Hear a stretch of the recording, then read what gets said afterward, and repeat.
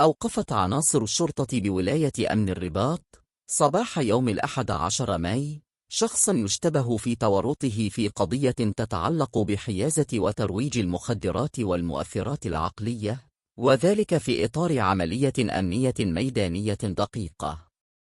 وحسب مصدر أمني، فقد تم توقيف المشتبه فيه عند مدخل مدينة الرباط مباشرة بعد وصوله على متن حافلة لنقل المسافرين قادمة من إحدى المدن. وقد أسفرت عملية التفتيش التي باشرتها العناصر الأمنية عن العثور بحوزته على كمية مهمة تقدر ب1140 قرصا طبيا مخدرا من نوع تريفوتريل، إضافة إلى مبلغ مالي يشتبه في كونه من عائدات هذا النشاط غير القانوني.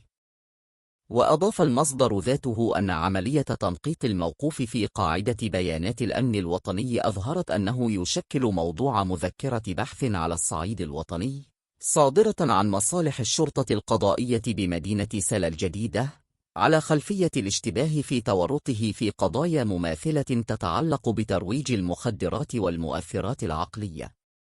وقد تم وضع المشتبه فيه تحت تدبير الحراسة النظرية رهن إشارة البحث القضائي الذي يجري تحت إشراف النيابة العامة المختصة، وذلك من أجل تحديد جميع ظروف وملابسات هذه القضية، وكشف الامتدادات المحتملة لهذا النشاط الإجرامي، وكذا رصد أي شركاء أو شبكات قد تكون لها علاقة بهذه الأفعال.